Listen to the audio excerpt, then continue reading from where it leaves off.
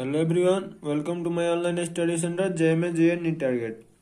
तो आज के हम लोग इसी सेमी सेशन में मॉडल पेपर फर्स्ट का ऑब्जेक्टिव डिस्कस किया जाएगा। ऐसा करके आपको 5 मॉडल सेट कराएंगे जिससे कि आपका 70 मार्क्स कंफर्म है कि उसी से होगा। तो चलिए हम लोग आज का मेन सेशन स्टार्ट करते हैं, जिसमें 10 लेक्चर होगा आपका, 5 ऑब्जेक्टिव प्लस 5 सब्जेक्टिव का, और टोटल आप देख लेते हैं तो 70 मार्क्स कंफर्म आपका रखा हुआ है। तो सबसे पहले हम लोग का क्वेश्चन है, ग्रेफाइट किस प्रकार का क्रिस्टल होता है। तो हम लोग जानते हैं जो भी ग्रेफाइट्स होता है वो ग्रेफाइट क्रिस्टल में क्या होता है, क्रिस्टल सिस्टम। तो ग्रेफाइट हमारा किस प्रकार के सॉलिड होगा, सहसंयोजक सॉलिड, कोवैलेंट सॉलिड होता है।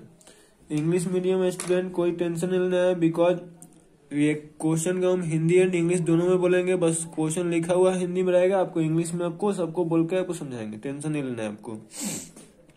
तो सबसे पहले हमसे पूछा है ग्रेफाइट किस प्रकार के सॉलिड होता है। तो ग्रेफाइट किस प्रकार का सॉलिड होगा, कोवैलेंट सॉलिड होता है, सहसंयोजक सॉलिड होता है। सेकेंड में क्या होता है, पिंड केंद्रित घनाकार एकक सोल में परमाणुओं की संख्या होती है। तो पिंड केंद्रित मतलब क्या होता है, body centred cubic unit cell.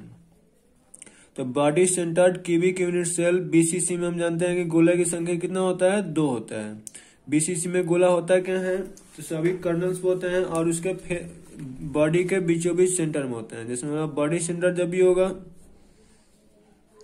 तो इस तरह से हम लोग उसको बनाते हैं, सभी कर्नल्स पे स्फीयर होंगे और उसके बॉडी के बीचों बीच में होता है। तो कर्नल्स हमको पता है कि कितना भाग मिलता है हमको, 1/8 भाग, और बीचों बीच हमको कितना मिलता है टोटल, यानी कि यहाँ से हमारा 2 आंसर हो जाता है। नेक्स्ट हमारा कह रहा है कि बिलियन में अणुसंख्या गुणधर्म का उदाहरण है। मतलब कि इसमें आपको बताना है कि चारों ऑप्शन में से कौन सा कोलिगेटिव प्रॉपर्टी का एग्जांपल शो कर रहा है, एग्जांपल्स ऑफ कोलिगेटिव प्रॉपर्टी। तो डेंसिटी तो होता नहीं है, मास भी नहीं होता है, टेम्परेचर भी कोलिगेटिव प्रॉपर्टी नहीं होता है। कोलिगेटिव प्रॉपर्टी 4 होते हैं, elevation in boiling point, depression in freezing point, relative lowering of vapour pressure and osmotic pressure. तो हमारा आंसर कौन सा हो जाएगा, सी हो जाएगा। नेक्स्ट क्वेश्चन कह रहा है, निम्नलिखित में कौन सा पदार्थ सबसे अधिक हिमांक का उन्नयन करता है। मतलब इसमें आपको बताना है कि इस चारों ऑप्शन में किसका सबसे ज्यादा फ्रीजिंग पॉइंट होगा। डिप्रेशन इन फ्रीजिंग पॉइंट किसका हाई होता है, maximum in depression in freezing point. इस टाइप के क्वेश्चन के लिए हम लोग पहले भी डिस्कस कर चुके हैं K2SO4 है। तो इसके लिए आपको क्या बताया था, इसका आयंस में इसको डिसोसिएट कर देना है। K2SO4 कैसे टूटेगा, K प्लस SO4 2 माइनस में। तो यहाँ नंबर ऑफ आयंस कितने मिलेंगे, 3 मिलेंगे। तो इसका आई का वैल्यू 3 हो गया। NaCl को जब लोग आयंस में तोड़ेंगे तो कैसे टूटेगा, Na प्लस Cl माइनस। यहाँ से हमको नंबर ऑफ आयंस कितने मिलेंगे, 2 मिलेंगे। और बाकी जो यूरिया होता है और ग्लूकोज होता है, यह दोनों नॉन इलेक्ट्रोलाइट होते हैं, यह डिसोसिएट नहीं होते हैं। तो यहाँ से हमको दोनों के लिए कितना मिलेगा, नंबर ऑफ आयंस। जिसमें नंबर ऑफ आयंस ज्यादा होगा वो हमारा आंसर हो जाएगा। तो इसका आंसर कौन सा हो जाएगा, K2SO4 हो जाएगा। नेक्स्ट है, द्रवित NaCl के विद्युत अपघटन से कैथोड पर मुख्य। द्रवित मतलब एक्वस NaCl का आपको इलेक्ट्रोलाइसिस करना है, इलेक्ट्रोलाइसिस ऑफ एक्वस NaCl। तो हम लोग जानते हैं जब भी एक्वस देगा तो उसको क्या करना है, सॉल्ट के साथ साथ हम लोग Na प्लस Cl माइनस, मतलब सॉल्ट को भी तोड़ते हैं लोग और उसके साथ ही साथ वाटर को भी तोड़ते हैं लोग। एक्वस हुआ तो मोल्टेन हुआ तो केवल सॉल्ट को डिसोसिएट करेंगे। तो क्या हो जाएगा, H प्लस हो जाएगा प्लस OH माइनस हो जाएगा। तो कैथोड पे हमसे कह रहा है, कैथोड पे हमको क्या मिलेगा। तो यहाँ दे इन दोनों में से कैथोड पे कोई माइनस चार्ज होता है, कैथोड पे आएगा कौन सा, प्लस वाला। अब इसका ऑर्डर क्या होता है, आपको ट्रिक बताए थे। कुछ आगे आ जाओ हमारे गाँव, और इस चारों में से अगर कोई होगा तो इसको पहले लाते हैं लोग। इस चारों के अलावा अदर कोई होता है तो हम लोग किसको पहले लेके आते हैं, हाइड्रोजन को लेके आते हैं। तो यहाँ सिंपल सा कौन आएगा, H आएगा, और H2 से हमको क्या मिलेगा, H2 गैस मिल जाएगा। तो यहाँ हमें कैथोड पे क्या मिल जाएगा, हाइड्रोजन गैस हो जाएगा। नेक्स्ट क्वेश्चन कर रहा है, एक इलेक्ट्रोड का मानक ऑक्सीकरण विभव इतना दिया हुआ है, तो इसका मानक अवकरण विभव क्या होगा। मतलब इसका स्टैंडर्ड रिडक्शन ऑक्सीडेशन पोटेंशियल का वैल्यू, मान लिया कोई भी हमारा एक इलेक्ट्रोड है जिसका स्टैंडर्ड ऑक्सीडेशन पोटेंशियल का वैल्यू इतना दिया हुआ है, तो इसका स्टैंडर्ड रिडक्शन पोटेंशियल का वैल्यू पूछ रहे हैं। तो ऐसे आपको सिंपल सा बताया था कि जब भी किसी भी रिएक्शन होता है तो उसका ओपी और आरपी आपस में क्या होते हैं, बराबर होते हैं, बस साइन अपोजिट होता है। तो हमारा ओपी का वैल्यू दिया हुआ है 0.76, तो इसका आरपी का वैल्यू कितना हो जाएगा, माइनस आरपी, यानी कि माइनस इधर आ जाएगा तो आरपी का वैल्यू हमारा हो जाएगा माइनस 0.76। कुछ नहीं करना, ऐसा जब भी क्वेश्चन आएगा तो यहाँ जो साइन होगा उसको उल्टा करके लिख देना, प्लस होगा तो माइनस कर देंगे, माइनस होगा तो प्लस कर देंगे, इसका आंसर सी हो जाएगा। नेक्स्ट हमारा क्वेश्चन है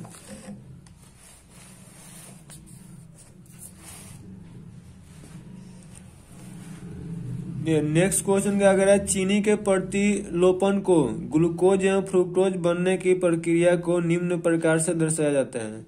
तो अभी क्रिया है जिसमें इसको हम लोग क्या करते हैं, प्रतिलोपन मतलब डिसोसिएशन होता है। तो ऐसे क्या करना है, hydrolysis of sugar in presence of acid catalyse, then क्या होता है, glucose and fructose will get form, this reaction is called.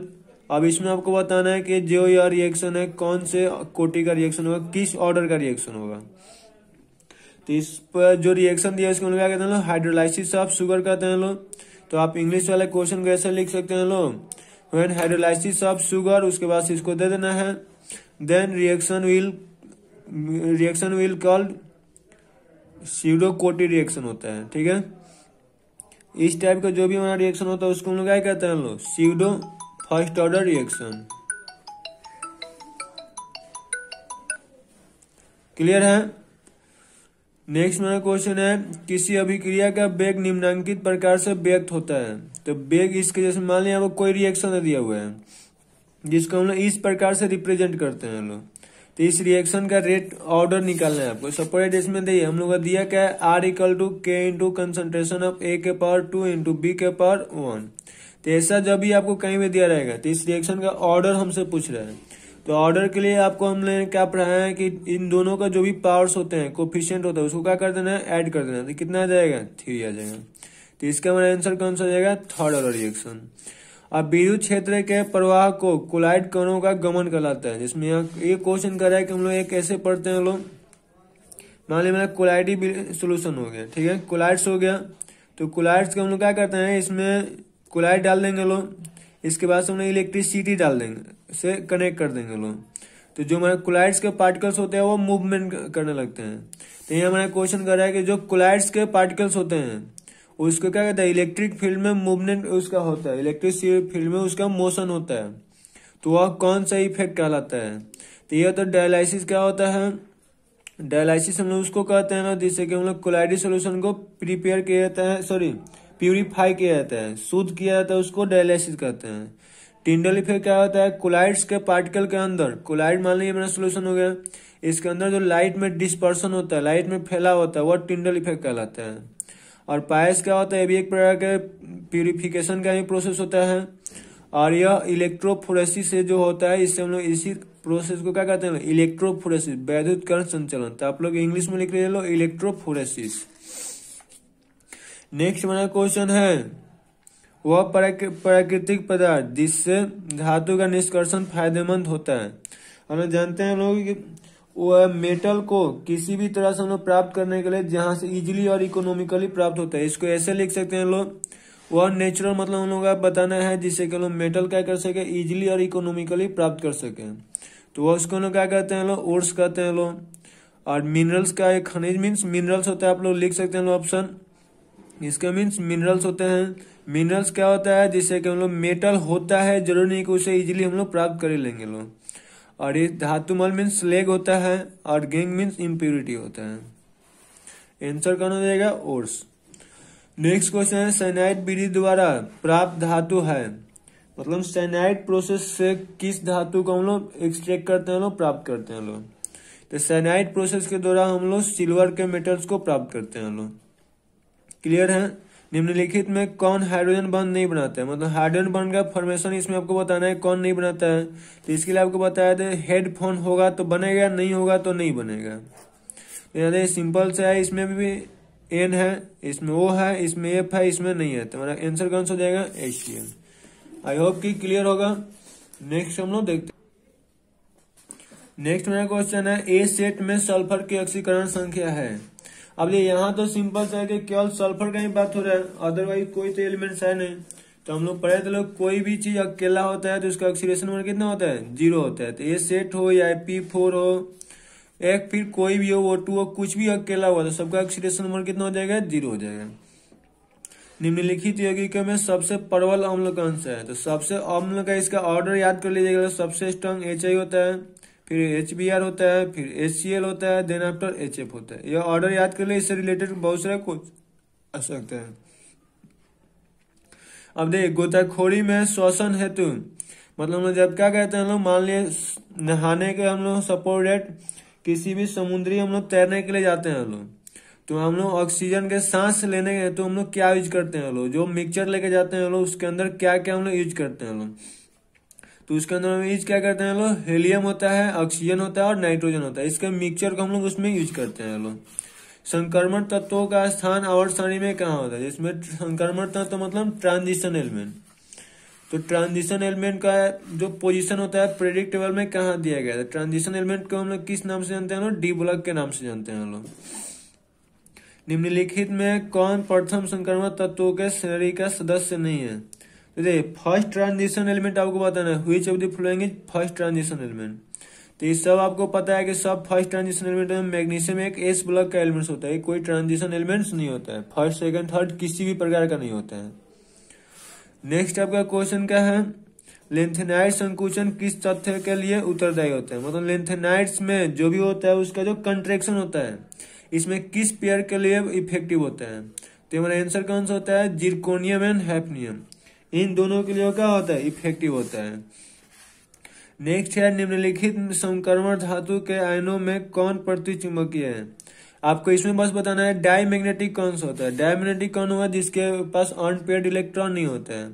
तो और कोबाल्ट का लिखेगा तो कोबाल्ट का C2 प्लस है, तो इसमें क्या होगा 3D7 होगा। उसी तरह से निकेल का हम लोग लिखेंगे लो तो निकेल का क्या होगा 3D8 होगा। कॉपर का लिखेंगे लो तो 3D9 होगा, और जिंक का लिखेंगे लो तो 3D10 होगा। तो ये हमारा डी फुल फिल है, यानी कि सब पेयर्ड होगा, पेयर्ड होगा तो ये डायमैग्नेटिक होगा, और बाकी तीनों पेयर फुल फिल नहीं है तो ये अनपेयर्ड होगा, अनपेयर्ड होगा तो यह पैरामैग्नेटिक होगा।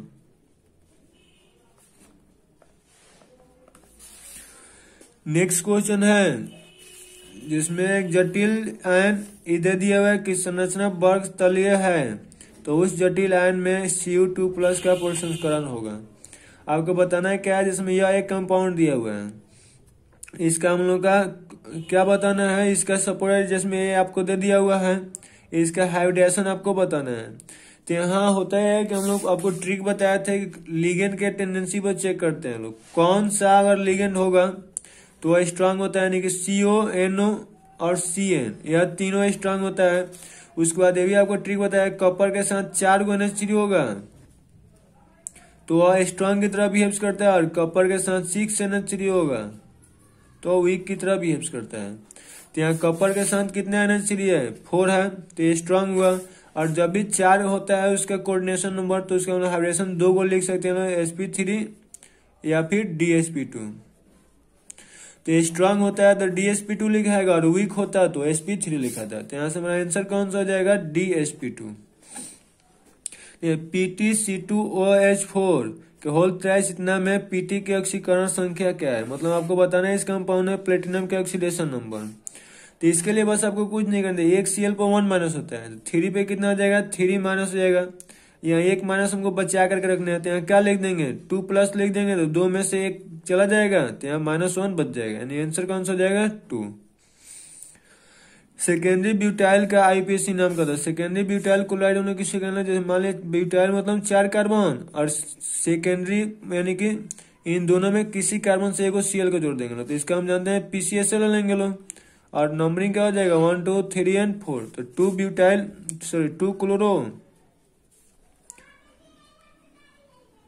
2 क्लोरो ब्यूटेन हो जाएगा, तो आंसर हमारा बी हो जाएगा।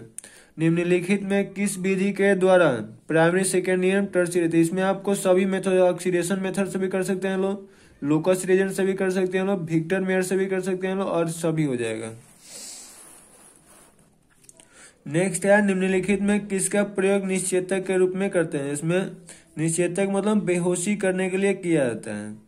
तो आपको यह बताना है कि इसमें से कौन ऐसा है जिसको हम लोग क्या करते हैं, मेडिकल साइंस में उसका यूज करते हैं लोग, तो मेडिकल साइंस में आपको पता है क्लोरोफॉर्म के से द्वारा ही क्या किया जाता है, पहले के लोगों को बेहोश किया जाता है, अभी के डेट में नहीं किया जाता है।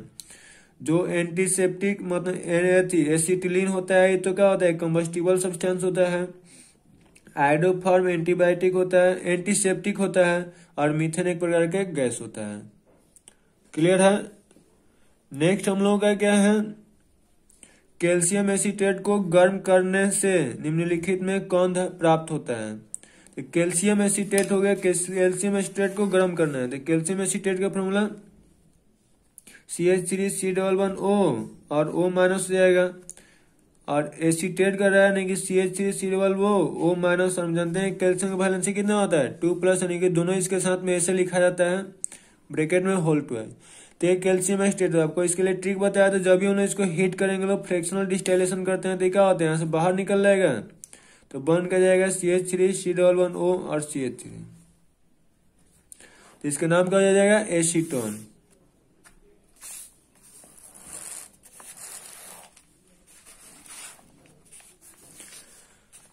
नेक्स्ट हमारा क्वेश्चन है, एल्कोहल में कौन रहता है। तो यार एल्कोहल का फंक्शन को बताना थी, तो पता ही होगा आपको, वेच होता है। जिसमें CH हो गया तो एल्डिहाइड का होता है, CO है यानी कीटोन्स का होता है, NH2 प्राइमरी एमीन का होता है। निम्नलिखित में कौन एल्डिहाइड और कीटोन को अलग करता है। तो एल्डिहाइड और कीटोन को अलग करने के लिए हम लोग फेलिंग सोल्यूशन का यूज करते हैं लोग। कास्टिक सोडा तो वो रिएक्शन के लिए 1 कार्बन लेस एल्केन बना देता है।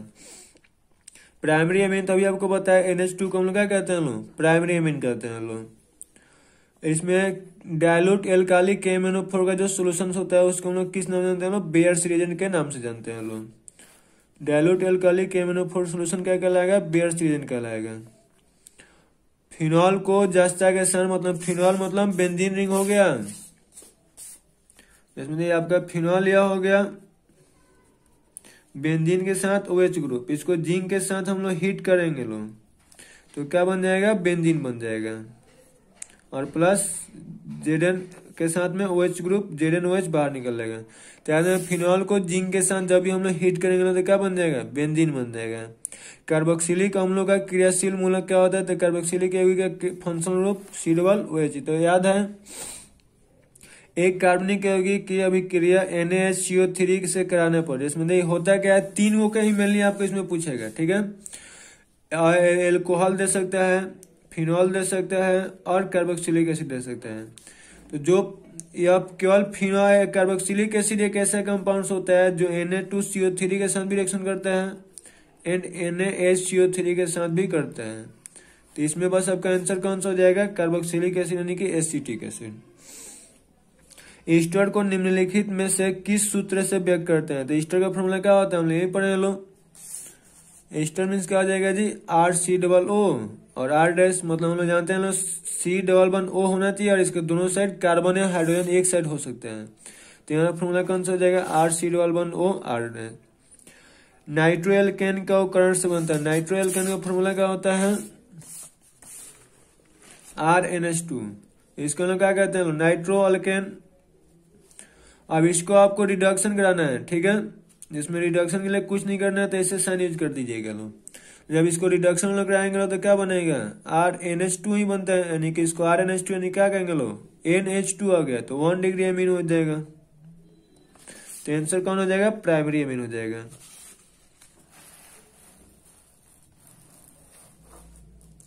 नेक्स्ट आपका क्वेश्चन है, DNA तथा RNA में जो बेस होता है वो समान किस में होता है। आपको बताना है DNA RNA में कौन सा बेस सेम होता है, दोनों में कॉमन बेस बताना है, ठीक है। तो कॉमन बेस इसमें कौन सा होता है, यही आपका एक कॉमन बेस होता है, गुआनिन, एडेनिन एंड साइटोसिन। ये आपका क्या होता है, DNA RNA दोनों में कॉमन बेस होते हैं। निम्नलिखित में कौन सा साधारणतः मानव शरीर द्वारा नहीं बनाया जा सकता है।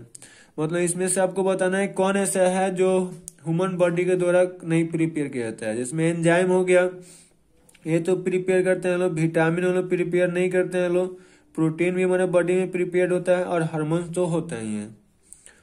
निम्नलिखित में किस बहुलक में एमाइड बंद होता है। मतलब आपको बताना है कि इसमें कौन से ऐसा पॉलीमर्स है जिसमें एमाइड बन पाया जाता है। तो नायलॉन जब भी नाम आ जाएगा तो याद रखिएगा उसमें एमाइड बन होता है। नहीं कि नायलॉन में जितना प्रकार का नायलॉन आप पढ़ेंगे सब में NH और C+O के बीच में बॉन्ड बना होता है और इसी बॉन्ड को हम लोग क्या कहते हैं लोग, एमाइड बॉन्ड के नाम से जानते हैं लोग। नेक्स्ट है ओरलॉन एक बहुलक है। तो ओरलॉन किसका बहुलक होता है जी, एक्राइलोनाइट्राइल का एक बहुलक होता है। एक्राइलोनाइट्राइल का फॉर्मूला क्या होता है, C और CN, यहाँ H होता है H2 होता है। तो इसी से जो पॉलीमर बनता है उसी को क्या कहते हैं लोग, CH2 CH CN, और यहाँ होल कर देंगे, यही होता है एक्राइलोनाइट्राइल। इसी का नाम क्या होता है, ओरलॉन होता है। क्लियर है। निम्नलिखित में कौन कृत्रिम नेचुरल में स्वीटनर है। आपको इसमें बताना है कि इसमें से कौन ऐसा है जो नेचुरल स्वीटनर है। तो इसमें का ऑल सार नेचुरल स्वीटनर होता है, सेक्रिन भी होता है, एस्पेरेट्स भी होता है और सोडियम साइटोमेट भी होता है। क्लियर है। नेक्स्ट हम लोग का क्वेश्चन है, निम्नलिखित में कौन सी दवा बुखार को कम करती है। तो बुखार के मतलब कि फीवर को कम करने के लिए जो मेडिसिन यूज करते हैं लोग क्या कहते हैं, एंटीपायरेटिक्स कहलाता है। निम्नलिखित में कैन द्वितीयक सेल है, मतलब यहाँ आपको बताना है इसमें से कौन सा सेकेंडरी सेल होता है। ठीक है, तो लेकुलन सेल सेकेंडरी सेल ही होता है। लेड स्टोरेज जो बैटरी होती है वो भी सेकेंडरी सेल ही होता है। कंसंट्रेशन सेल भी सेकेंडरी सेल होता है, जिसमें इसी को लोग कंसंट्रेशन सेल भी कहते हैं लोग। तो इनमें से आंसर सॉल्व हो जाएगा। निम्नलिखित में सबसे प्रबल अम्ल कौन सा है, मतलब प्रबल अम्ल मतलब क्या हो गया इसका, स्ट्रॉन्ग एसिड। तो देखिए यहाँ Cl की संख्या बढ़ते चला जाएगा, इसका एसिडिक नेचर भी बढ़ते चला जाता है। जिसमें Cl की संख्या जितना ही ज्यादा होगा उसका एसिडिक नेचर उतना ही ज्यादा हो जाएगा। आप ऐसे ही याद रखिएगा। इसका लॉजिक होता है, लॉजिक कभी नहीं पढ़िए लोग, कंफ्यूजन हो जाएगा। निम्नलिखित में टर्शियरी एमीन कौन सा है। टर्शियरी एमीन किसे कहेंगे लोग, तो एक ऐसा नाइट्रोजन जो 3 साइड कार्बन से जुड़ा होगा हमारा टर्शियरी एमीन कहलाता है। तो यह नाइट्रोजन हो गया 1 2 3 साइड कार्बन से जुड़ा हुआ है, तो हमारा क्या हो जाएगा, टर्शियरी एमीन हो जाएगा। आरएनए में पाया जाने वाला कौन सा मतलब बेस प्रेजेंट है। तो आरएनए में अभी तो पता चलो कि दोनों में कॉमन कौन होता है, तो गुआनिन है ही था, तो यहाँ भी उसी वही होगा। टेफ्लॉन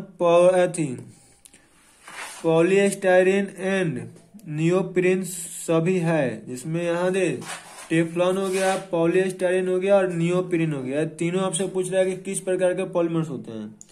तो ये तीनों का तीनों को ससंयोजक को पॉलीमर होता है, सॉरी होमोपॉलीमर होता है।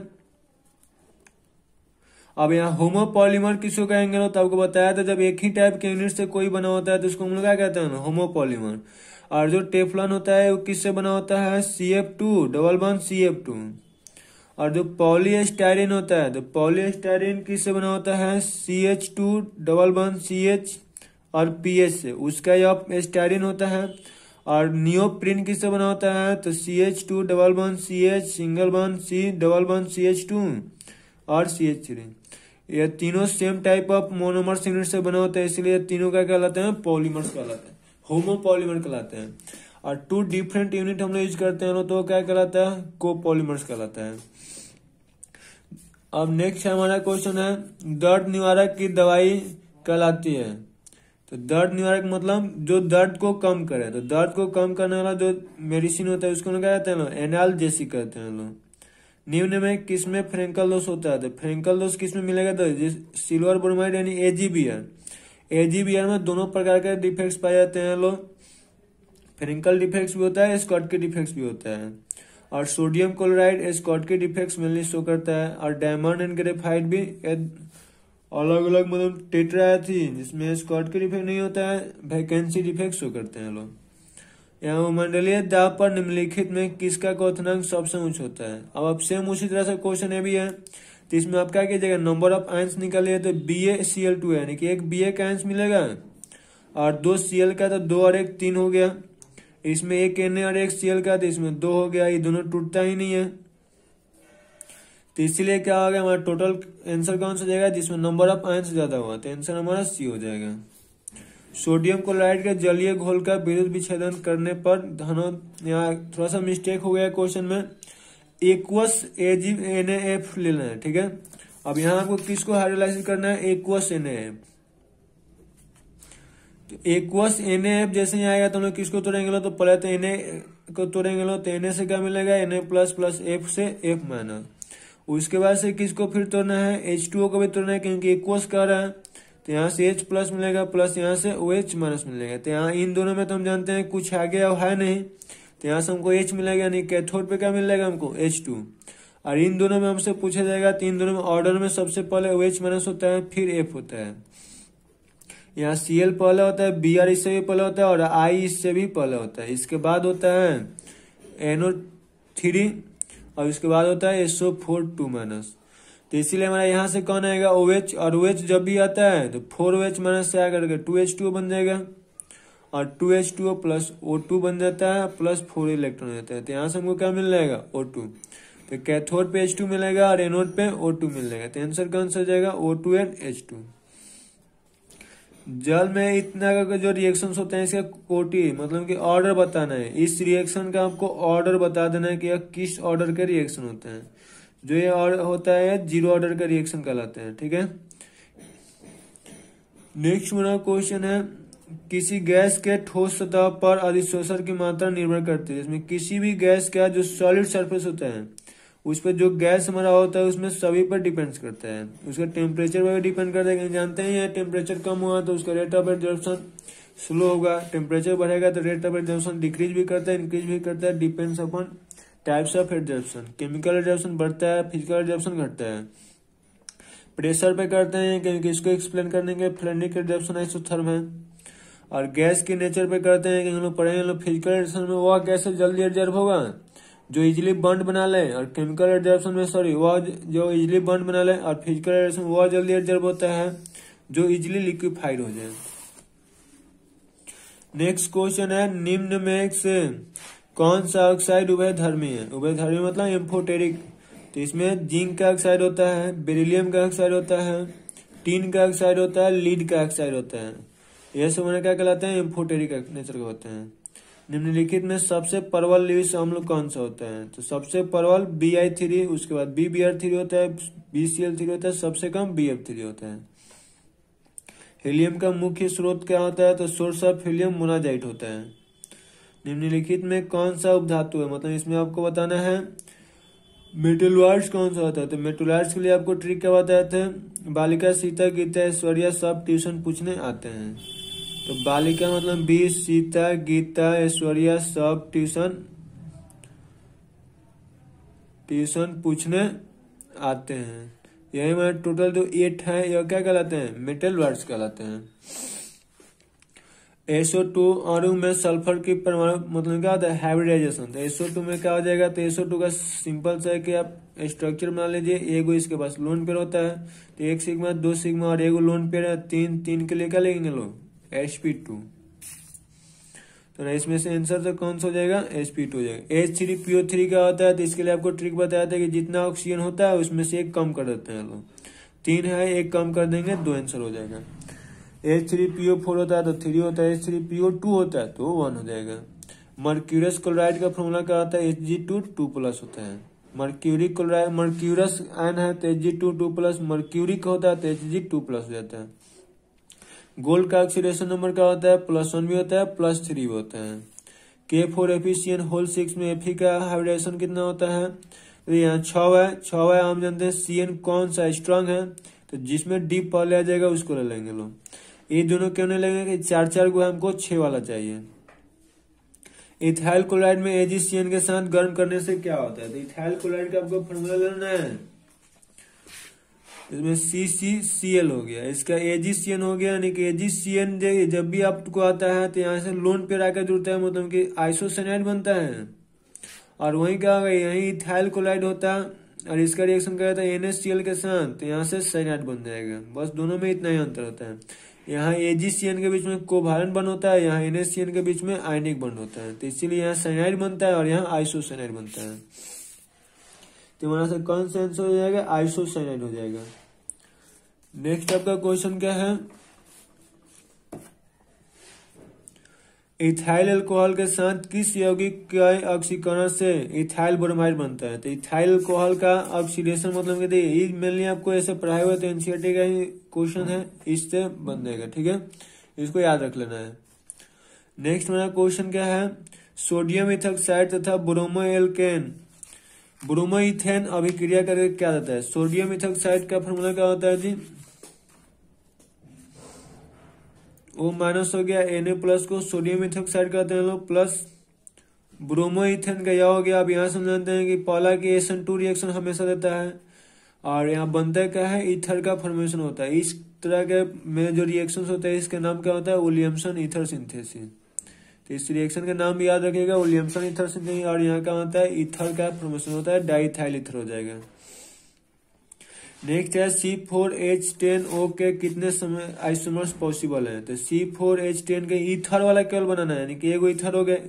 ईथर वाला तभी कहेंगे जब एक ऑक्सीजन के दोनों साइड कार्बन होगा। तो एक यहाँ जोड़ सकते हैं और एक इसी को हम लोग यहाँ से जोड़ सकते हैं, और एक इसका बनाया जा सकता है। ये दोनों ऑक्सीजन के दोनों साइड दो कार्बन को हम लोग जोड़ सकते हैं लोग। तो इसका नंबर ऑफ आइसोमर्स कितने होंगे? 3 हो जाएगा। तो आंसर हमारा 3 हो जाएगा।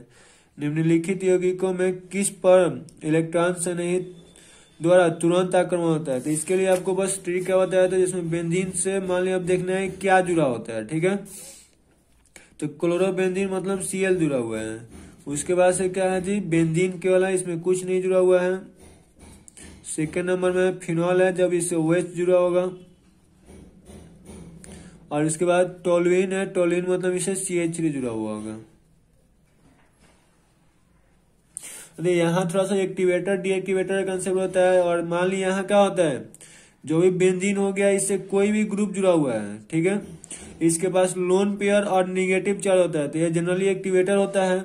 और प्लस और पाई होता है तो डीएक्टिवेटर होता है। प्लस और पाई होगा तो इसका रेट घट जाता है, और लोन पेयर निगेटिव चार्ज होता है तो इसका रेट बढ़ जाता है। लेकिन हैलोजेंस जो भी होते हैं इसको डीएक्टिवेटर कहते हैं लोग।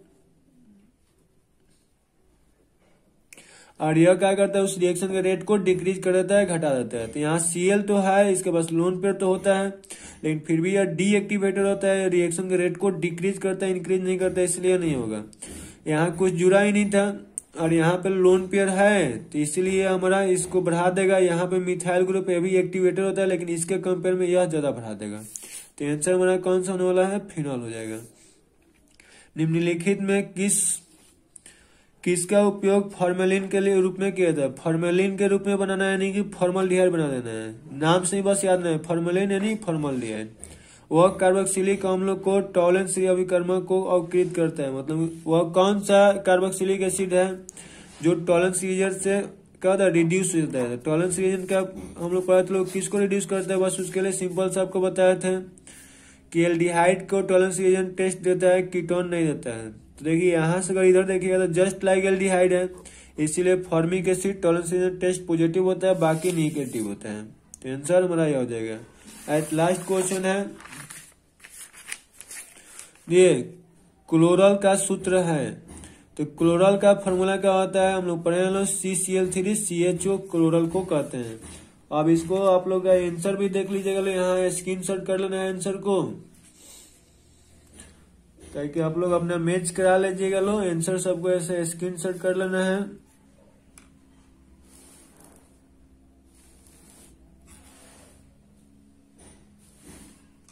ओके थैंक्स, हम मिलते हैं फिर नेक्स्ट लेक्चर के साथ में। इसका 5 गो ऑब्जेक्टिव हुआ, 5 गो सब्जेक्टिव होगा, जिससे कि आपको बिहार में कंफर्म है कि इसी से क्वेश्चन आएगा, इससे बाहर से नहीं हो सकते हैं।